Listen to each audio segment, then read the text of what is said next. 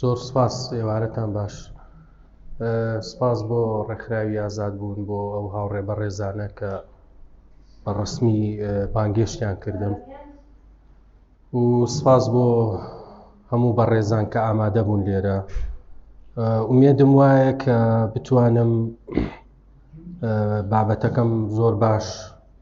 پێشکەش بکەم. بابەتەکەی ئەمڕۆ ناونیشانەکەی لە نێوان جەستەی خۆمان و جەستەی یۆتۆپیماندا وێنەدانەوەکانی جەستەی بایۆلۆژی لە کۆمەڵگەی کوردی. ئەم بابەتە بەخۆی پاژێکی پسکۆلەیە لە دوایین کتێبم پێکهاتەی عەقڵی کوردی لەوێ لە بەشی ئەخیرا لە نێوان خودی خۆمان و خودی یۆتۆپی بەشێکی پسکۆلەیەکیایە لەژێر ئەم ناونیشانە لە نێوان جەستەی خۆمان و جەستەی یۆتۆپیماندا و وێنەدانەوەکانی جەستەی بایۆلۆژی لە کۆمەڵگەی کوردی. هەڵبەت باسکردنی جەستە لە بابەتێکی دوور و درێژە، یعنی ئەگەر ئێمە لە ڕەهەندە فەلسەفەکەیەوە لی بڕوانین هەر لە ئەفڵاتونەوە کاتێک کە جیهانی دابەش کرد بۆ دوو جیهان، جیهانی سەرەوە و جیهانی خوارەوە، و لە فکری ئەفڵاتونە جەستە پایەیەکی ینی کەمتری هەیە لە عەقڵ بە جۆرێک کە جەستە لە ژێر ئیحا و ئاماژەکانی عەقڵایە و سەرچاوەی ڕەزائیلەکان لە ناو جەستایە، بەڵام جیهانی عەقڵ جیهانی وێنە ئیدیاڵەکان، جیهانی وێنە باڵاکانە. ئەم دوالیزمە لە نێوان جەستە و ڕۆحە لای ئەفڵاتون درێژە کێشێ و ئەم تێگەیشتنە باڵە کێشێ بەسەر فکری فەلسەفیە لە توراسی بیرکردنەوەی فەلسەفی تا ئەگاتە دیکارت. دیکارت کە با بڵین یەکێکە لە نوێکەرەوەکانی فەلسەفە، چونکە فەلسەفە تا دیکارت لە دوای ئەرستۆوە چۆنەڵی خامۆشە بێ، لە دیکارتەوە دەست پێکاتەوە تقریباً لە سەدەی 14 لە فەڕەنسا.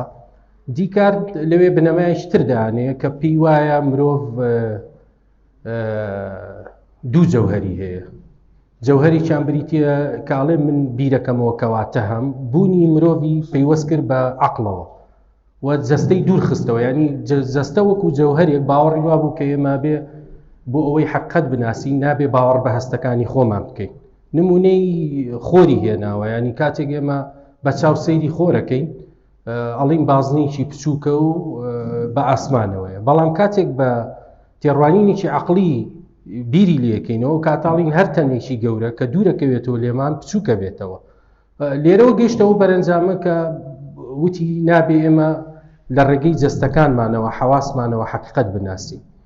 و ئەم دوالیزمی دیکارت دیسانەوە باڵی کێشاوە بەسەر بیرکردنەوەی فەلسەفی هەتا سپینۆزا ئەم بنەمایی دیکارتی هەڵوەشانەوە و باوەڕی وا بوو جەوهەر یەک شتە، شتێک نییە ناوی دوو جەوهەر بێ، چونکە وتین لە ڕووی ئارگومنتی فەلسەفیەوە دوو جەوهەر بوون لە گەردوونە شتێکی نافەلسەفیە و ئەمەی دیکارتی ڕەت کردەوە و باوەڕی وا بوو کە جەوهەر لە بنەڕەتا یەک جەوهەرە، بەڵام دوو دەرکەوتەی هەیە. دەرکەوتەیەکی مادی هەیە کە بریتیە لە جەستە، دەرکەوتەیەکی ڕۆحیشی هەیە. دواتر دێت لە سپینۆزاوە دێت هەتا سەدەی 19 لای نیچە. طبی جەستە لە فکری نیچەیە دیسان ئیرادەی هێز و نیچە باوەڕی وا بوو کە ئیرادەی هێز لە ناو جەستەی مرۆڤایە. ئەم جەدەلە فەلسەفیە درێژە کێشەیە هەتا با بڵین دیار دەگەرا لای هۆسرێڵ، دوای دێتە لای هایدگر. درێژە کێشەیە هەتا ئەحدەث کتێب کە لەسەر فەلسەفەی جەستە نووسراوە کە ژنێکی ئیتاڵیە بە ناوی میشێلا مارزانۆ، کتێبەکەی بە ناوی فەلسەفەت الجەسەد، و کتێبەکەی زۆر گرنگە بەڕاستی، چونکە لەبەرەوەی ژنیش نووسیەتی، لەبەرەوەی ژن لە بەرامبەر پیاوە زیاتر ئاگایی هەیە بە جەستەی خۆی، لەبەرەوەی ڕۆژە ینی جەستە لە لای ژن شتیشترە، بەهایەکی تری هەیە وەکەوەی کە لای پیاوە پەیوەندی بە دایکایەتی و یا پەیوەندی بە کۆمەڵی دۆخی تەندروستیەوە هەیە کە مامەڵ ناچارە مامەڵە لەگەڵ جەستەی خۆی بکە، بۆ منە پریۆدی هەیە مانگانە و ئەو گۆڕانکاریانی کە لە جەستەی خۆیان ڕوەدا، بەڵام پیاو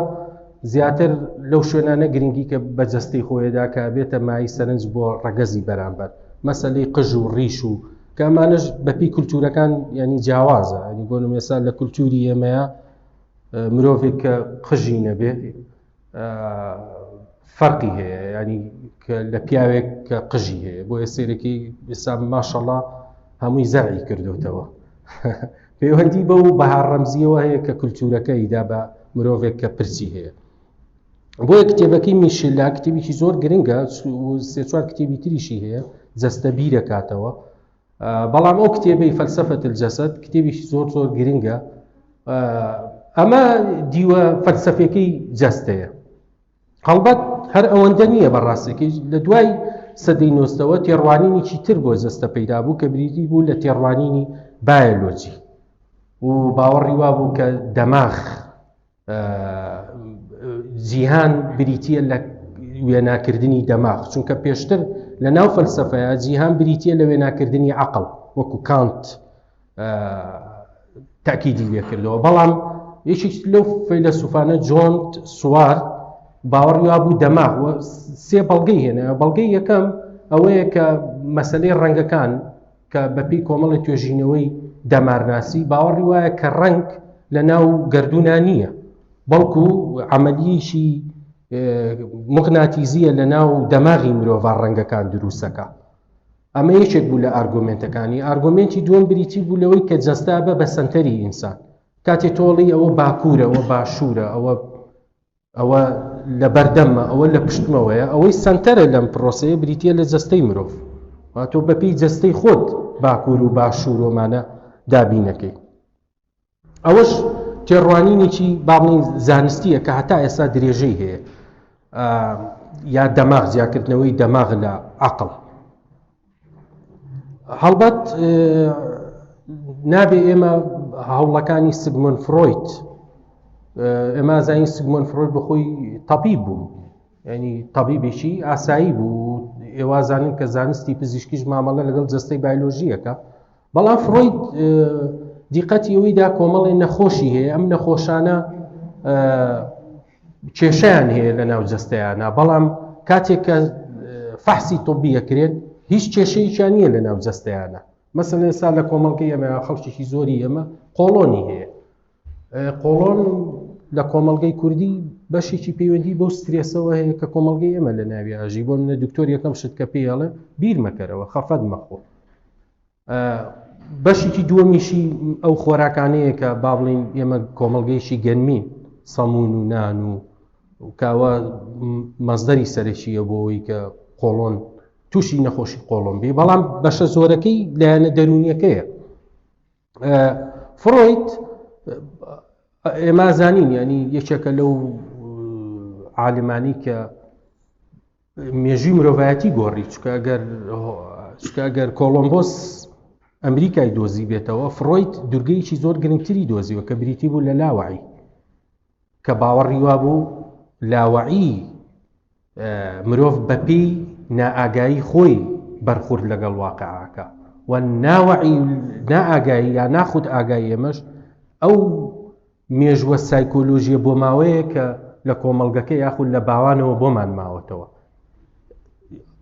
با بڵین یەکێک لەو تەکنیکانی کە بەکاری هێنا بۆ چارەسەری نەخۆشی بریتی بوو لە خەواندنی مغناتیسی، کە دواتر وازی لێ هێنا با بڵێت. بەل لە مەرحەلەی یەکەمە هیپنۆتیزمی بەکارهێنا، خەواندنی مغناتیزی، و چارەسەری نەخۆشەکانیشیە کرد. چونکە فرۆید ئەوەی دۆزیەوە کە هستریا یاخود ئەو تراوما دەرونیە کە بەر کەسەکەکەوێت تووشی زەبرێکی جەستەییشیەکەوە، و ئەو پەیوەندیە دیالکتی دۆزیەوە کە لە نێوان سایکۆلۆژیا و جەستەی بایۆلۆژیا هەیە. هەڵبەت ئەوە ینی پێشێکێکی زۆر کورد بوو لە ڕووی فکریەوە دەربارەی جەستە. من بەشی دووەمی ینی ناونشانی کۆڕەکە لە نێوان جەستەی خۆمان و جەستەی یۆتۆپیماندا پێم خۆشە. یۆتۆپیا وەکو چەمکێک تەبیعی یۆتۆپیا تۆماس مۆر لە سەدەی 16 کتێبەکەی نووسی بە ناوی یۆتۆپیا، ئینگلیزە. کتێبێکە نەقدی سیاسیە، و تۆماس مۆر بیر و باوەڕێکی تری عرض کرد دەربارەی چەمکی یۆتۆپیا، چونکە پێشتر یۆتۆپیا با بڵین کاتێک کە سوقڕات لە دانیشتنەکە کە کۆماری ئەفلاتون بە ناوی کۆمار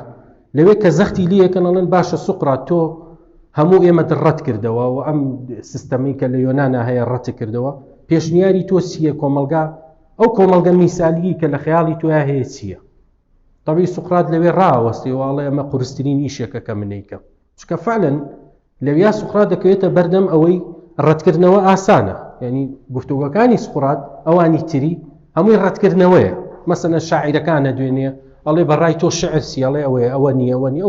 ئەو شێوازە ئوسلوبی سوقراتی کە مەشهورە لە هونەری گفتوگۆیە بەڵام لە کۆمارە سوقرات دەکەوێتە بەردەم پەرپرسیارەتیشی گەورە باشە سوقرات ئەو کۆماری تۆ ئەو حکوومەتی تۆ ئەو سیستەمەی تۆ چییە و لەوێ دانی پیادانێ کە لەوێ اعترافێکە کاڵێ ئەگە کەسانێک شایەنیەوە بن حکومڕانی بکەن بێ فەیلسوفەکان بن چکە ئەوان بە ئاگاترین مرۆڤی ناو کۆمەڵگەکانە یۆتۆپیای ئەفڵاتونی یا یۆتۆپڕای سوقراتی کە کۆمارە پێشتر تێگەیشتنەکە وا بوو کە یۆتۆپیا شتێکی خەیاڵیە و ئەمە ئیمکانی ئەوەی نییە کە لە واقعە بەرجەستە بێ بەڵام تۆماس مۆر لە کتێبەکەی کە لەسەر نەقدی هێنری حوتەمی کرد کە پاشای بەریتانیا بوو و دوایی ئەم کتێبە بوو بە سەرچاوی ڕەخنەکانی هێنری هەشتەم بۆ لابردنی هێنری هەفتە باوەڕی وا بوو نا یۆتۆپیا لەسەر واقعەدا ئامەزرێ یعنی مەسەلەن لە کوردستانی ئێمە واقعەکمان هەیە یۆتۆپیا ئیلهامی خۆی لە واقعەوە وەرەگرێت کە باشتریکە و بەرەو شێوازێکی بەرێچکە سروشتی مرۆڤ وایە هەمیشە بیر لە ئەگەری باشترە کاتەوە بۆ ژیان و باوەڕی وا بوو کە یۆتۆپیا شتێکی خەیاڵی نییە کە ئێمە نەتوانین لە واقعە بەرجەستەی بکەین طبعا کۆمەڵە کتێبێ با بڵین مەدینە الفاضلەی فارابیە شاری خودایی قەشە ئۆگستینە کۆماری ئەفامانە کە بە یۆتۆپیا ناوندراون ئێستا دێمە سەر بابەتەکەی خۆم جەستەی یۆتۆپی و جیاوازی جەستەی بایۆلۆژی و جەستەی یۆتۆپی کە ئەوە با بڵین جەوهەری ئەم کۆڕەیە بەڵام پێویستم بەو پێشەکیەکی وەریە هەبوو پێشەوەی بێمە سەرەوە نمونەیەکی هێنمەوە زۆر جار لە گرتە ڤیدیۆیەکە بینین ئاوێنەیەک لە دارستانێکە دانێن شێرێک یاخود پڵنگێک لە ئاوێنەکە خۆیە بینێ ئەگە سیر بکەن دڵنیان بینیوتانە ئەترسێ و پەلاماریەدا شێرەکە لە کاتێکا شێرەکە لێرە لە بەردەم دوو مۆقیفە مۆقیفی شانەوەیە شێرەکە نازانێ ئەوە جەستەیەکی نازانێەوە ئاوێنەیە و شەڕی لەگەڵەکە لەویایە یعنی شێرەکە بە غەریبیە بینێ ئەو جەستەیە بە غەریبە بینێ بەڵام من و تۆی مرۆڤ کاتێک کە لە ڤیدیۆکایی بینین یعنی ئێمە زۆر بە ئاسایی ئەزانین کە ئەوەی ناو ئاوێنەکە هەر خودی شێرەکەیە وێنەدانەوە یاخود وێنەدانەوەی شێرەکەیە جا نمونونەکە لێرە بەجێ هێڵم دێمە سەر بابەتەکە جەستەی بایۆلۆژی هەر ئەو جەستەیە کە ئێمە خاوەنی یعنی ئەو جەستەیە کە جیناتەکانی ئێمە لە ڕێگەی باوان و بۆ ماوەیەوە هەر کەسە خاوەنی جەستەیەکی خۆیەتی جەستەی یۆتۆپی ئەو جەستە وێناکراوەیە کە هەر یەکێک لە ناو خۆمانە وێنایەکەین بۆ جەستەی بایۆلۆژی خۆمان چونکە وەکو وتم مرۆڤ ناتوانێت دەست لە یۆتۆپیا بەردایە چونکە مرۆڤ ئەو کاینەیە جیاواز لە هەموو زیندەوەرانی تر باوەڕ بە یۆتۆپیاکە و باوەڕ بە حیکایەتەکە یعنی هیچ بەلاتەوە جێی سەر سوورمانیە مەسەلەن مێژووی هەنێ قەوم هەیە مێژوەکەیان لەسەر حیکایەتێکی ئەفسانە دروست بووە مەسەلەن ئاینی یەزیدی ئەفسانەیەکە ئاینی کاکەیی ئەفسانەیە باشە پرسیارەکەویە چۆن ئەفسانەیەک ئەبێ بە بنەما بۆ مێژوویەکی واقعی ئەفسانە نەبێ ئەسڵەن هەنەتەوە دروست نابێ بۆیە مرۆڤ لەگەڵ جەستەی خۆیان بەردەوام بیر لە جەستەیەکی یۆتۆپیە کاتەوە و جەستەیەکی یۆتۆپی بۆ خۆی دروست دەکاتەوە یەکەمین ڕووبەڕووبوونەوەی مرۆڤیش لەگەڵ جەستەی یۆتۆپی خۆی ئاوێنەیە شێرەکە لەو شوێنەیە ڕاستەکە کاتێک گەسڵەمێتەوە فعلەن شێری ناو ئاوێنەکە جەستەی شێرەکە نییە جەستەیەکی یۆتۆپیە و ئەو منێکە لە ناو ئاوێنەیە من و تۆ سەیریەکەین جەستەکەم جەستە یۆتۆپیەکەی خۆمانە چکە ئێمە بە چاوێکی تر سەیری خۆمانەکەین لە ناو ئاوێنەکە نەک بەو چاوەی کە ئەو جەستەیەمان هەیە چکە ئەگەر بە چاوی جەستەی بایۆلۆژی سەیری خۆمانکەین لەوانەیە قەت سەیری ئاوێنە نەکەین بەڵام لێرە تەکنیکێکی سایکۆلۆژی هەیە بەکاریهێنین ئێمە سەیری خۆمان ناکەین لەناو ئاوێنە جەستەی ئۆتۆپیەکەی خۆمانە بینین بۆیە منی ناو ئاوێنە منێکی واقعی نییە منێکی ڕەمزیە منێکی ئۆتۆپیە منێکی وێناکراوە ئەمە مەرحەلەی یەکەم مەرحەلەی دووەمی لەو کاتەی تۆ ئەسڵ قسەکە ورترەکەمەوە چاوی ناو ئاوێنەکە چاوی ئەو کەسەیە کە بیری لێ یەکەیتەوە نەک چاوی خۆت یعنی مەسەڵەن کوڕێک کە کچێکی خۆشەوێ کاتێ سێتە بەر ئاوێنە خۆیە گۆڕێ ئەوە چاوی کچەکەیە لە ئاوێنەکەیە سەیری کوڕەکەکە نەک چاوی خۆیەتی دەروێشێک کاتێتە بەر ئاوێنە و نیازی ئەوەی هەیە دوایی بچێ بۆ لای شێخەکەی چاوی شێخەکەیە لە ئاوێنەکە حەزوری هەیە نەک چاوی خۆی ئەوە دوو حاڵەتی جەستەی ئۆتۆپین لە ئاوێنەیە یەکەمیان ئەو جەستەی وێناکراوەیە کە بۆ خۆتی دروستەکەی دووەمیان جەستەیەکی باربووە لەسەر جەستەی ئۆتۆپی خۆت ئەوە یەکەمین ڕووبڕەبوونەوەی مرۆڤە لەگەڵ جەستەی ئۆتۆپی خۆی تەبیعی مامەڵەکردن لەگەڵ جەستەی ئۆتۆپی بە درێژایی مێژوو لە هونەری نیگارکێشانە ئەمە زۆر جوان بەرجەستە بووە لە سەردەمی زووە پاشاکان کاتێک بە پەیکەرتاشەکانیان وتووە جەستەیەک بۆ ئێمە دروستکە پەیکەر نەحت ئەوەی کە پێڵێن نەحت حتا کەلیمەی نەحت لە ئاینی فیرعونیەکانە بە مانای ئەوە دێت مانەوە خۆنەمری بۆیە سیرێکی ئاینی فیرعونیەکان ئاینێکە باوەڕیان بۆەوە هەبووە هەر جەستە بایۆلۆژیەکە لەگەڵ خۆیان لە جیهانەکەی تر ببنەوە ئەوەیە کە مۆمیا دامەزی و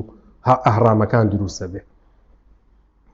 لە سەردەمانی زۆ ئەگەسەیکە پەیکەرەکان هەمووی پەیکەری ئۆتۆپیە هەموو ماسوولکەی بەهێز و ڕانی بەقووەت و ئێخۆ پاشاکە وانە بووە بە دڵنیاییەوە وانە بووە ئۆتۆپیای وێنەیەکی ئۆتۆپی دروست کراوە بە هەیکەلی ئەم پاشایە یاخود ئەم میرە طبعی پێش ئەویش لە ئەفسانەکانە ئەگە سیر بکەیت مرۆڤ دایم ئەوداڵی چی هەبووە نەمری جەستەی نەمری جەستەیەکی ئۆتۆپیە چکە ئێمە زۆر باش زانین کە جەستەی بایۆلۆژی پیرە بێ و لە ناوەچێ نەخۆشەکەوێ و ئەمرێ داستانی گەلگامێش داستانی چییە لە دیوێکەوە داستانی گەڕانە بە شوێن جەستەیەکا کە نەمرێ یا مەسەلەن لە زۆر حیکایەتی ئەفسانەیی یا هەیە گیراوەیە کە لای پیرێژنێک ئەگەرتەوە و گیراوەیە بخۆی گەنجە بیتەوە گەڕان بە شوێن جەستەی ئۆتۆپیە لە ئەفسانەکانە یاخود ئاوێنەیە کە بووە تۆ لە ئاوێنەکە گە سەیری بکەی یەکجار گەنجە بیتەوە دواتر دێتە ناو هونەری پەیکەرتاشینەوە تەنانەت لە حیکایەتە دینیەکانیشە مەسەلەن چیرۆکی یوسف و زولێخا بەپێی گێڕانەوە سەرزارەکێکە نەک بەپێی ئەوەی کە لە قورئانە هەیە چکە ئەوەی لە قورئانە هەیە ئەوەی تیانە بەس بەپێی ئەو چیرۆکەی کە لە ئەدەبیاتی فارسە هەیەەوە لە ئەدەبیاتی سەرزارەکیە مەسەلەن زولێخا گەنجە بێتەوە هەر ئەوەی کە لە حەڵقاتەکەژە لە مەرحەلەیەکە گەنجە بێتەوە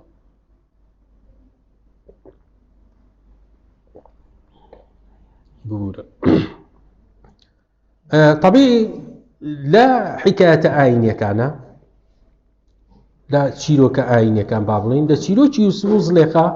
زولێخا و لەبەرەوەی کە هەموو تەمەنی خۆی ئەدا بە عشقی یوسف و گەنجی خۆی لەسەردانێ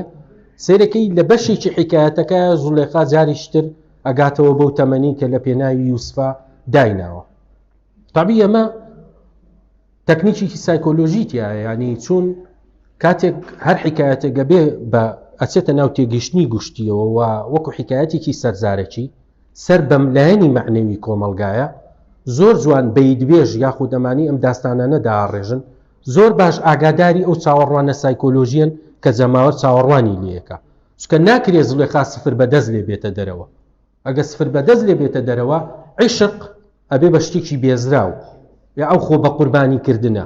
مەسەلەن تۆ سەیریکە ینی باشترین وتاربێژەکانی پیاوانی ئاینی ئەوانن کە حکایەتی خۆشیان لایە حکایەتەکانی ژۆ حکایەتانن کە کابرا لە نیهایەتی حکایەتەکە مەسەڵە کابرایەک ماڵەکەی خۆی هەمووی بەخشی و نازام دوایی ئەوەندە زیاتری بۆ هاتەوە بۆی ئەو چێژە سایکۆلۆژی تۆ تێر بکە یعنی لە ڕووی سایکۆلۆژیەوە تۆعمێکە دەداتێ هەم ئیحاء بۆەوەی درێژە بە حکایەتێکی خۆی بدە هەم تۆ پێی تێر ببی بەڵام ئەمە لە قۆناغی سحر و جادووشە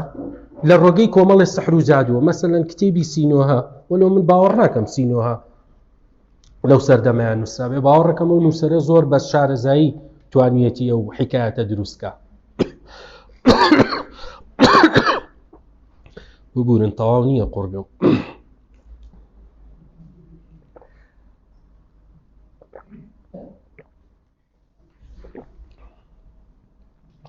لە قۆناغی سەحر و جادوش مرۆڤ هەر دەستی لە جەستەی بایۆلۆژی خۆی بەرنەداوە. یعنی مەسەلەن قۆناغی یەکەمی مرۆڤاتی کە قۆناغی سەحر و جادوو بووە، دواتر قۆناغی ئاین دێ، دواتر قۆناغی فەلسەفە دێ، قۆناغی ئەوڕۆ قۆناغی زانستە. ئێستا ئەوڕۆ زانست ئەو سەحرەیە ئەگەر لە مەنزوورە جادوویەکەوە سەیریکەین، زانست ئەو ساحیرەیە کە ئەتوانێت ئەو جەستە یۆتۆپیە بۆ تۆ بەرجەستە بکە. مەسەلەن ئێستا ئەوەی کە هەیە پۆتۆکس و فیلەر و ئەو جوانکاریی کە هەیە، ئەگەر لە مەنزوورە دینیەکە سەیریکەین، زانست ئەو خواوەندەیە کە جوابی دوعاکانە دەداتەوە. ژنێکی 50 ساڵ لە ڕێگەی ڕاکێشانی پێست و کۆمەڵی تەکنیکی بایۆلۆژیەوە ئیکاتەوە بە 30 ساڵ. ئێستا زانست و زۆر بە ئاسانی ئەتوانێت ئەو جەستە یۆتۆپیە بۆ تۆ بکە بە واقع. مەسەلەن ئێستا لە کۆمەڵگەی ئێمەیە ئیتر 5 ساڵی تر کەچەڵ نامێنێ، لەگەڵ ڕێزم کە و شەیە بەکارێنم، چکە ئیتر هەمووی تەواوی تر لەو عقدەیە نەجاتی بوو. لە ڕێگەی زانستەوە خەمیکی سایکۆلۆژی لە کۆڵ بووە، باڵای کورتە بۆی درێژەکەن، لوتی خۆی بەدڵ نییە بۆی ڕێگەکەن، تەواو یعنی یەک دنیا ئەوەی لە کۆڵ مرۆڤ کردەوە، چکە زانست ئیتر جوابی دوعاکانە داتەوە یا ئەو شەرابە سحری دۆزیوەتەوە. بۆ ئێستش با بڵین مەحاولاتێ بە شوێن نەمری ئەوەی کە خەریکن زاناکان باوەڕیان وایە ئەتوانن جەستەوا لێ بکەن نەمرێ. ئەوە بیرکردنەوەی زانستیە، ینی وەکو زانست. لەو قۆناغی ئێستا ینی ئەگە سیر بکەین، ئێستا جیلێک دروست بووە. جا من دوو نمونەش وەرەگرم بۆی زیاتر تەوزیحی بیرکردنەوەکەمە. دوو نمونە وەرەگرم، کاتێک ئەم دوو نمونەیە مامەڵە لەگەڵ جەستەی بایۆلۆژی و ینی کەوتونەتە بینی جەستەی بایۆلۆژی لەگەڵ جەستەی یۆتۆپی خۆیانە. نمونەی یەکەم کچە مۆدیل و فاشیۆن. زۆر ببورن. ئەم مۆدیلاتی کە پەیدا بووە، تەبیعی من ناسمە سەرەوەی ئامە باشەوە، ئیشی من نییە بەڕاستی، چکە من هیوادارم لێرە وەک تەنها تەحلیلەکەم و ینی هەوڵەدەم ئەو شیکاریی خۆم لە دەست نەدەم بەڕاستی، چکە مەسەلەی حکومدان ئەمە باشەوە ئیشی واعظ و وتاربێژ و گەشە پێدان و ئەو شتانەیە. من لێرە زیاتر حەزەکەم وەکو شیکارێک، چکە هەر کتێبەکەشم پێکاتی عەقلی کوردی کتێبێکی شیکاریە. ئەگە سەیری بکەین فاشۆن یاخود مۆدیل جەستەیەکی یۆتۆپی هەیە کە ئەبێ بە خەونی و عادەتەن ئەم جەستە یۆتۆپیە جەستەیەکی دیاریکراویشە، ینی سیرکەی تقریبا هەمیان لە یەکگەچن، یەک جۆر لێوە، یەک جۆر ڕوومەتە، یەک جۆر لوتە، یەک جۆر قژە، یەک جۆر باڵایە. مەسەلەن تەحدید کراوە باڵا کوێ باریک بێ و کوێ باریک نەبێ. ئەمە بووە بە وێنەیەکی ئیدیاڵی. ئەم وێنە ئیدیاڵیە پەخشە بێ، ئیتر ژنەکانی تر هەمووی ئۆتۆماتیکی خۆیان یەکسانەکەنەوە بەم وێنە ئیدیاڵیە. لە کاتێکە ئێمە زۆر باش دەزانین کە ئەم جەستە یۆتۆپیە جەستە بایۆلۆژیەکە نییە، کەسەکە کەوتۆتە نێوان ئەم دوو جەستەیەوە، جەستەی بایۆلۆژی کە جەستەیەکی ڕاستەقینەی خۆیەتی، جەستەیەکی یۆتۆپی کە وەری گرتووە و لە ڕێگەی زانستەوە جەستە یۆتۆپیەکەی بۆ کراوە بە واقع. ئەنجا من ناسمە سەر ئەوەی مەسەلەن جیلی ئەمەی کە با بڵین ئەم پیاوەی کە زەرعی کردووە، ئەم ژنەش کە ئەم تەجمیلاتی کردووە، عادەتەن مناڵەکانیان خۆی مازانین مناڵەکان ئایا جەستە یۆتۆپیەکە وەرەگرن بۆ ماوەیی یا جەستە بایۆلۆژیەکە، جەستە بایۆلۆژیەکە وەرەگرن. جاوە 10 ساڵی تر یەکیشتر لەو ئیشکالیاتانە دروستە بێ کاتی ئەو نەوەیە گەورە بن لە ڕووی سایکۆلۆژیەوە چ دۆخێکی سایکۆلۆژی بۆ دروستە بێ کە لە دایک و باوکی خۆی ناچێ، چکە هەموو شتەکان گۆڕاوە، چکە ئەو بەپێی جیناتەکە خۆی داڕێژێتەوە. جەستە یۆتۆپیەکە نایەتە ناو جەستە بایۆلۆژیەکەوە. جاوە لێ گەڕین 15 ساڵ 20 ساڵی تر ئەو لێکەوتە سایکۆلۆژیانی کە لە کۆمەلگایە دروستە بێ. کەسەکە ئەکەوێتە بینی جەستەی بایۆلۆژی لەگەڵ جەستەی یۆتۆپی خۆیەوە وە کێشەی ئەم جۆرە لە مامەڵەیەسیە مامەڵەکە ئەوەیە کە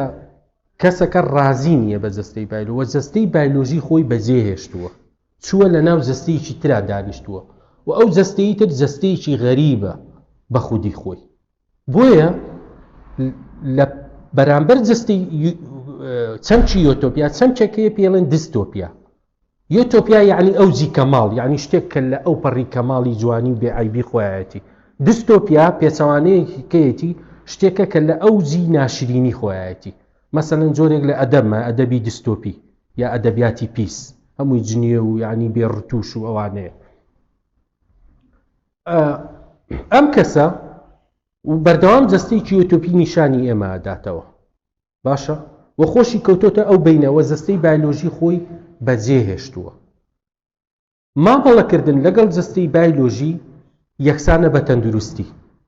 چونکە کەسێک کە لەگەڵ جەستەی بایلۆژی خۆیان مامەڵاکەوە جەستەی بایلۆژی خۆی قبول کردووە یعنی چی یعنی ئەو کەسە ئاگای لە جەستەی بایلۆژی خۆیەتی فەحسەکە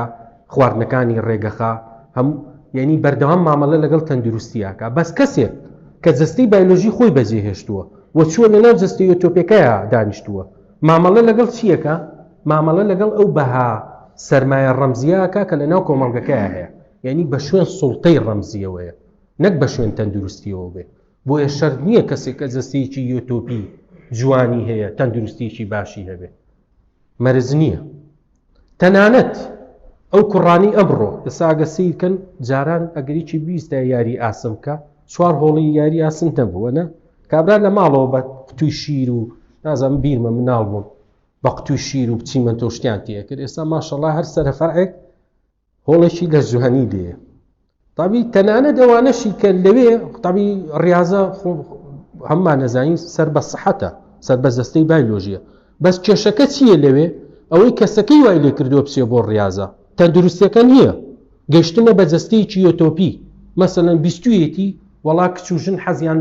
لە جۆرە پیاەکە ماسوولکەی بەهێز بێ تەنانەت نەگەیان هەر کچی ئەوروپیش ینی چکەم کۆمەڵە تەقریرم دیوە هەر ئەوروپیەکانیش لەسەر ئەو باوەڕە لە تۆ پیاوێکی دەوێت جەستەی ئەڵێ ماسوولکەی وابێ و ئەوەی کە لە جوانیە هەیە تامی ئەساسی ئەمەش پێم خۆشە ئەوە بیکەمە دەرفەتێت یعنی پێخۆشببوونی ژن بۆی پیاو جەستەیەکی بەهێزی هەبێ هی سەردەمی ڕاوە کاتێ مرۆڤ خەریکی ڕاوشکار بووە لەو سەردەمەیە ژن پێویستی بە پیاوێکی بەهێز بووە کە جەستەیەکی بەهێزی هەبێ و بتوانێت ڕاو بکە بتوانێت شەڕ بکە و عائیلەکە بپارێژێت پیاویش پێویستی بە ژنێک بووە کە لە ماڵەوە هەم ئیداری مناڵەکان بکە هەم ئەگە حیوانێکی هێنایە بتوانێت ئیدارە بکە مەسەڵەن چۆن ئەم حیوانە تەقسیمەکەی بەشی مانجێک بکە یعنی هی ئێستا نییە چکە ئەگەر ئێستا بیری لێ بکەیتەوە کە ئێمە مرۆڤایەتی پارە لە ڕێگەی تاقی عەقلیەوە پەیداکەین لە ڕێگەی بڕوانامۆ اختصاسی کۆمپیوتەر و نازانم چی و بە پێ ناسی بۆ دەوا باشە ینی ژن پیاوێکی کەمالە سامی بۆ چییە خۆ بە باوەژ ناوبا بۆ دەوام بەیانیان بڵێ باهی لاگ نەبە هی سەردەمی ڕاوشکارە بەس لە کۆنەستی ژن و پیاوە ماوەتەوە دانیشتووە لە ناوە ئێسا ئیشەکە جا ماسوولکەی بێ چی بۆ تۆوەکە ئەگەر تەرکیزی بخەیتە سەر جا باوەڕم وایە ڕێگ و ڕیشەکەیە گەڕێتەوە بۆ ئەوێ هەڵبەت ئەو پیاوانە کە ئەچن بۆ قاعە سەیرەکەی کێشەی تەندروستیان بۆ دروستە بێ دوایی یعنی بڕۆ ئەو مدیری قاعەکان بدوێنەوانی کە مدەڕی بن بەشێکی زۆریان تووشی کێشە بوونەتەوە دەرمانە خۆن و پڕۆتین بۆی زووتر ئەم جەستەیە بەرجەستە بێنە ناو جەستە بایلۆزیەکەیانە ئازامەوە چەند دقەیە قساکەم با ئاگاشم لە کات پێ 30 دقەیە تۆزتر قساکەین و نمونەی دووەم لێرە بەجێ هێڵم با زۆردا نەبەزین نمونەی دووەم پیاوی ئاینیە تاوی پیاوی ئاینی ئەوش دوو جەستەی هەیە و ئەوەم لەبیر نەچێ فاشیۆن مەزدەری ڕزقی فاشیۆن هەم بەها ڕەمزیەکەی کە هەیەی لە کۆمەلگایە هەم ئەو پارێشی کە دەستیەکەوێ لە ڕێگەی ئەو ئیشۆیان چکە فاشیۆن جۆرێکە لە ئیش با بڵێ لە ڕێگەی جەستەی ئۆتۆپیەکەیەوە دەستیەکەوێ نەک لە ڕێگەی جەستەی بایلۆژیەوە نمونەی دووەم کە مرۆڤێکە لە نێوان جەستەی بایلۆژی جەستەی ئۆتۆپی خۆی ئاژی بریتێ لە پیاوی ئاینی ئەگەر ئێمە سیرکەین پیاوی ئاینی جەستەیەکی تایبەتی هەیە، جەستەیەکە ڕیشێکە زۆرێک جلی تایبەتە و ئەم جەستی پیاوێکە کە زاهیدە وازی لە دنیا هێناوە. عمومەکەی وایە زەکاڵم پیاوی ئاینی هەمووی چکە هەم قەشە هەم مەلا هەم ئەوەی ئاینی جو هەموو جیاوازە لە ڕێی جلوبەرگەوە گەر دقت بدەن جیاوازە. و جەستەکە چییە؟ جەستەیەکە کە تەماعیتیانە غەریزەکانی کۆنتڕۆڵ کردووە و زاهیدە کەمەخوا وازی لە دنیا هێناوە. بەڵام کێشەکە چییە؟ کێشەکە ئەوەیە لە ناو ئەم جەستە یۆتۆپیایە کە پیشانی دەرەوەی خۆیەدا پیاوێنی جەستەیەکی بایلۆژی هەیە لە ژێرەوە و ئەم جەستە بایلۆژیە خاوەنی هەموو ئەو غەریزانەیە کە کەسێکی ئاسایی هەیەی و بەقووەتریشە، بەقووەترە. بۆ نمونە ڕەوتی سەلەفیەت لە کوردستانە زۆر تەعەمقن لەوەی کە ئەم جەستە یۆتۆپیە تەنانەت سانتیمی شڕواڵەکەشی تەحدید کردووە، ڕیشیشی تەحدید کردووە چۆن بێ. بەڵام هیچ سەلەفیەک نییە لە کوردستانە لە دوو ژن زیاتری نەبێ. یعنی جەستەیەک کە وازی لە دنیا هێناوە زاهدە، بەڵام لە ژێرەوە جەستەیەکی بایلۆژی پرسی و پە لە هاوێ 2 3 4 جان باسیۆ ناکەم ئەم 2 3 4 خراپە حرامەوەیشی من نییە، بەس من باسی ئەو لێکدژیاکەم کە لە ناو ئەم مرۆڤایە وجودی هەیە. ێ باشە تۆ ئەم جەستە زاهیدەت ئەم جەستەیە چییە لە ژێرەوە خۆی شاردۆتەوە؟ هەر وەکو چۆن کچە فاشیۆنەکە فێڵ لە چاوی تۆوەکە، جەستەیەکی میسالی بەڵام جەستەیەکی پڕ لە نەخۆشی لە ژێرەوە خۆی شاردۆتەوە. یەک شتە چۆن فاشیۆنەکە بە جەستەی خۆی سەرمایەی ڕەمزی بۆ خۆی کۆکاتەوە، ئەویش بە جەستە یۆتۆپیە ئاینەکە سەرمایەی ڕەمزی بۆ خۆی کۆکاتەوە. و یعنی یەک شتە، هەردووشی یەک شتە، یەک عەمەلی، یەک پرۆسەیە. بۆیە سەیرەکەی زۆر زاحیکایەتی سیر و سەمەرە لە قەشەکانە بیستی، فەزاحەتی جنسی و منداڵ و نازام چی و چی. ئەگەر ڕاستیشت بێ پرسیارەکەیە بۆ خۆم باوەڕم بەوە هەیە مرۆڤ لە تەمەنێکی دیاری کراوە بە سروشتی خۆی ئەگەر تەعەمقەکە لە ئاین ئەگا بەو جەستەیە بە شێوازێک جەستەکەی دەرەوە و جەستەکەی ناوە کەونە ناو هارمۆنیەتەوە. لێکدژ نین دوو نەفەری جیاواز بوو، چکە ئەوەی کە حزوری هەیە ئێستا ئیزدیواجیەتە، شتێک پیشانی ئەمەدا شتێکی تر لە ژێرەوە دانیشتووە. کەسێکی ترە، کەسێکە زۆرخۆرە، کەسێکە برسیە، کەسێکە 24 ساعت لە داوەتە. ئەو جەستە زاهید و دەست لە دنیا بەردووە نییە کە ئێمەی بینی، هەر وەکو چۆن فاشیۆنەکە فێڵ لە چاوی ئێماکە. واتە جا ئیشکالیەتی یۆتۆپیا چییە؟ کاتێک تۆ ئیدعای یۆتۆپیاکەی بەڵام بە سروشتی پێی ناگەی، یەکسەر تەحەولەکەی بۆ دژەکەی خۆیەبی بە دیستۆپی، ئەبی بوێنێکی ناشری و هەستی پێەکە، بەرامبەرەکە هەستەکە شتێکی ناشرین هەیە لە تۆیە. ئەمە دوو نمونەی زۆر زیندون. نمونەی سێمیش با بڵین سیاسیەکانن. یعنی جەستەی سیاسی ئێمە جەستەیەکی بزرە، هەموو قات و ڕیبات و جەستەیەکی شیک و قەت و ڕەنابێ و زۆر لەسەر خۆی و دایم پێکەنینە و بەڵام جەستەیەکی بایلۆژی هەیە لە ژێرەوە تووڕەیە وەنیە بەدەستی بێ شەڕەهێنێتەوە و کۆمەڵێ دەستگای هەیە، دەستگای داپڵۆسێنەری هەیە، هەر کەسێک خیلاف بجوڵێتەوە بەکاری هێنێت. چکە ئەوەمان بیر نەچێ مەبدەئی جەستە مانەکانی جەستە لەویا بەرجەستە کاتی خۆی درێژەکاتەوە. یعنی ڕۆحی جەستە لەویایە کە خۆی درێژە. مەسەلەن کل بەشێکە لە جەستەی ژت چکە خۆی درێژ کردوێتەوە، جلوبەرێک بەشێکە لە جەستەی تۆ، سیارە بەشێکە لە جەستەی تۆ، دەسەڵات بەشێکە لە جەستەی تۆ، هەموو تابعی جەستەی تۆیە. ئەمە وێنەدانەوەکانی جەستەیە. ینی بەشی دوم وێنەدانەوەکانی جەستەی بایلۆژی لە کۆمەڵگەی کوردی، مەسەلەن خانوو، ئەو خانووی گوندەکانی کوردستان درێژکراوەی جەستەی کوردن. مەسەلەن جەستەی کورد جەستەیەکە فێر نەبووە لەسەر مێز و کورسی دابنیشێ، چونکە مێز و کورسی لە فەرهەنگی کوردەواریە نییە، ئەمە وەرمان گرتووە، ینی بینیمانە کە چکە لە گوندەکانە خەڵک لەسەر مێز و کورسینانی نەخواردووە. خانووی گوندەکانی ئێمە دارەکەی بڕیوە، پەلەکانی لێ کردوێتەوە، خستوێتە سەر سەقفەکە و بەردەکانیشی داناوە، نەهاتۆ وەکو ئەوروپیەک شقڵێکی هەندەسی پێ بدا بۆ جەستەی بایۆلۆژی تۆ کە خۆی درێژ کردوێتەوە بەوە نە ئیکتیفای کردووە. گۆشت کاتێک گۆشتی خواردووە تەنها برژانویەتی و کوڵانویەتی، بەڵام لە فەڕەنسیە 50 نەوع گۆشت هەیە، ستیکە و هەموو ناوی تایبەت بەخۆی هەیە. بۆ جەستەی فەڕەنسی درێژکراوەکانی وێنەدانەوەکانی جیاوازە لە وێنەدانەوەکانی جەستەی کوردی. مەسەلەی هەڵپەرچی کوردەواری ئەو ریتم و تۆنی کە لە مۆسیقای کوردیا هەیە، ریتم و تۆنێکە هاو ئاهەنگە بەو جەستەیی کە لە ناو جەستە بایۆلۆژیەکەی ئینسانی کووردا هەیە بە شێوازێک لە گۆرانی تۆ هەڵەپەڕی. مەسەلەن ئەو مۆسیقایی تۆ بۆ کەسێکی ئەوروپی ناتوانێت دانسی پێ بکە، وەکو چۆنەڵی ئەوەی تیەکەوێ کێشەی تیەکەوێ. بۆیە ئەو گۆرانی بێژانی کە قووەتیەوەیان هەیە خەڵکی ئێمە هەڵپەڕێنن، عیلاقی بە دەنخۆشیەوە نییە، عیلاقی بۆ هەیە چۆن نتوانێت لەناو ئەو تۆنەیە ئەو گۆرانیە بڵێ. مەسەلەن عەزیز یەکێکە لەوانی زۆر باش دەتوانێت جەستەی کوردی بخاتە هەڵپەڕی. طبیعەوە لایەنە جەستەیەکەی لە ڕووی سایکۆلۆژیەکەشەوە شتێکی ترە. مەسەلەن سایکۆلۆژێتی کۆمەڵگەی ئێمەش سایکۆلۆژێتێکی جیاوازە، ینی مەسەلەن شاری سلێمانی سایکۆلۆژێتی تایبەت بەخۆی هەیە.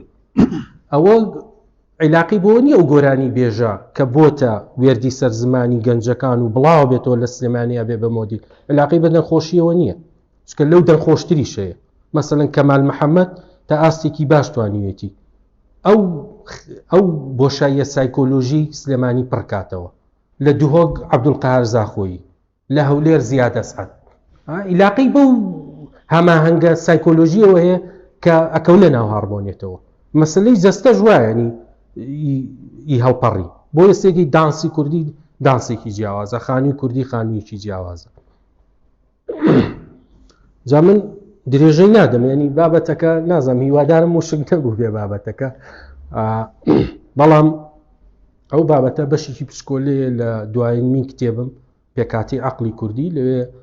وەکو بەشێکی سەربەخۆ لە ناو کتێبەکە ئەگە هەر بە ڕێزێک ویستی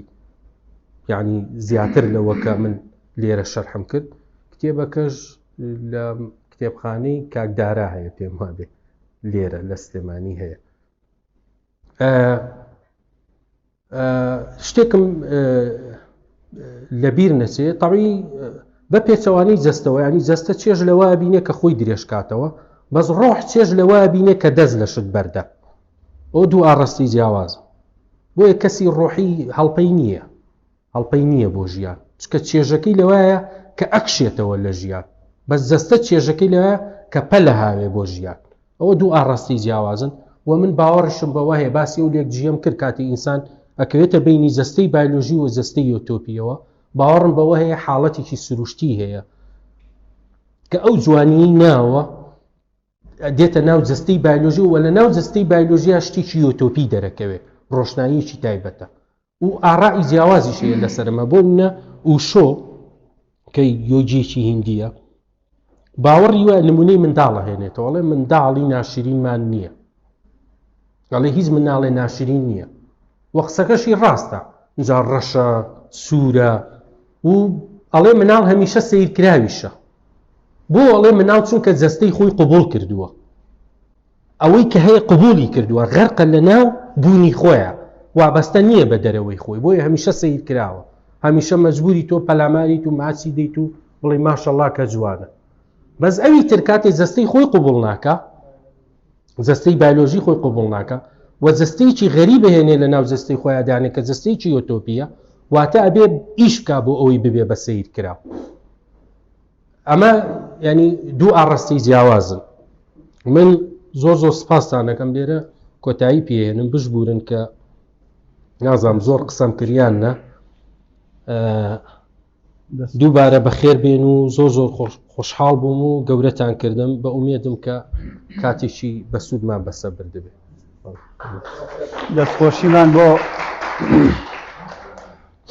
دەستخۆشیمان بۆ مامۆستا پێشرە و ئێساش لەگەڵ بیر و بۆچوونەکانی ئێوە دکتۆر هۆگر